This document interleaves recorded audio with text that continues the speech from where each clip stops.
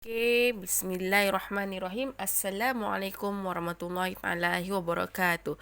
Okey, hari ini kita masih lagi di tajuk adab ketandas dalam buku teks akhlak. Okey, jadi hari ini pula kita akan belajar 4.2 perkara yang dilarang ketika di dalam tandas. Okey, kita ulang kaji sedikit. Kalau sebelum ini kita sudah belajar adab ketandas ada 5 kan. Yang pertama, menjaga kebersihan tandas, menutup kepala, memakai selipar atau alas kaki, membaca doa ketika masuk tandas, dan yang kelima adalah mendahulukan langkah kaki kiri ketika masuk ke tandas. Itu adalah adab ketandas yang kita perlu jaga sekiranya kita berada di dalam tandas. Lepas tu muka surat sebelah ni pula, muka surat 26 adalah doa masuk tandas. Cuba baca sama-sama dengan ustazah. Doa masuk tandas. Bismillahirrahmanirrahim. Allahumma inni a'udzubika minal khubuthi wal khaba'ith. Ya Allah, sesungguhnya aku berlindung kepadamu dari segala syaitan dan kejahatan. Okey, itu adalah doa masuk tandas. Okey, jadi hari ini kita akan masuk pula tajuk perkara yang dilarang ketika di dalam tandas. Boleh buka muka surat 27. Jadi apa yang anak nak faham di sini? Perkara yang dilarang ketika di dalam tandas. Perkara yang dilarang. Maksudnya di sini perkara yang tidak boleh kita lakukan di dalam tandas. Yang dilarang, tidak boleh, tidak disuruh. Okey, macam tu. Jadi di sini ada 8 perkara yang dilarang ketika di dalam tandas. Apa 8 perkara tu?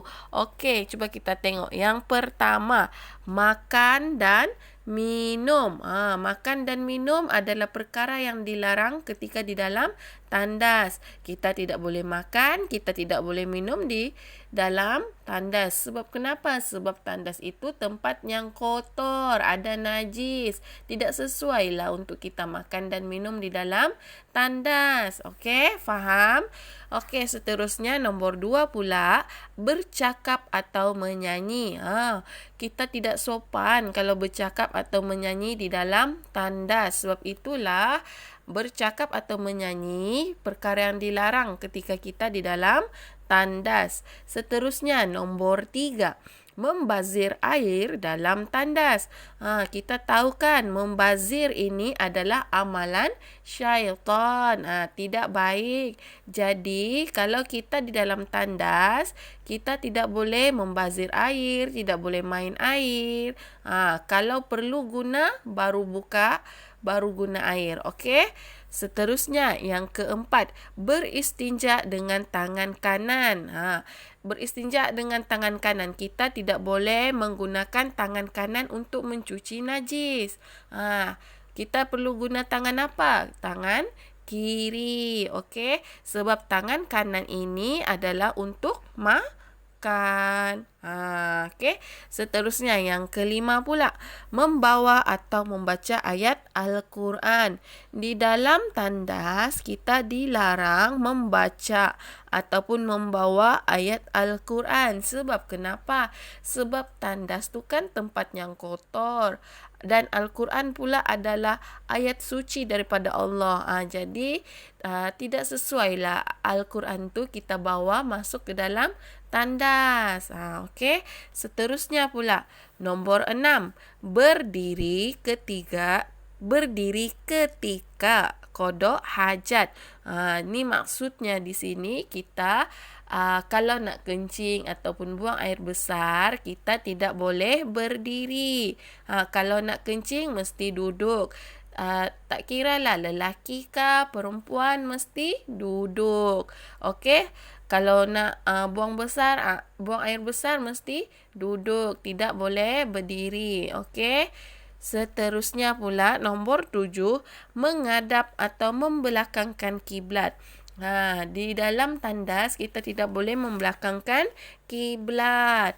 Okey, dan yang terakhir, menconteng dan merosakkan tandas.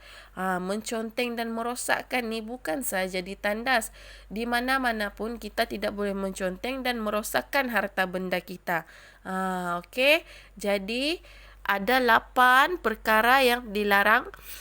Ada 8 perkara yang dilarang ketika di dalam tandas yang kita tidak boleh buat. Kita tidak boleh lakukan langsung di dalam tandas. Okey, jadi Ustazah harap kamu faham dan kamu tahu apa perkara yang dilarang ni dan praktikan walau di mana pun kita berada, walaupun kita di rumah ke, di sekolah ke ataupun di luar rumah. Contohnya di kedai, di restoran. Okey. Jadi kita kena praktikan. Apa yang 8 ni kita tidak boleh buat. Okey. Okey, itu sahaja daripada Ustazah. Ustazah harapkan kita faham dan kita boleh praktiskan dengan diri kita sendiri. Okey, itu saja. Assalamualaikum warahmatullahi wabarakatuh.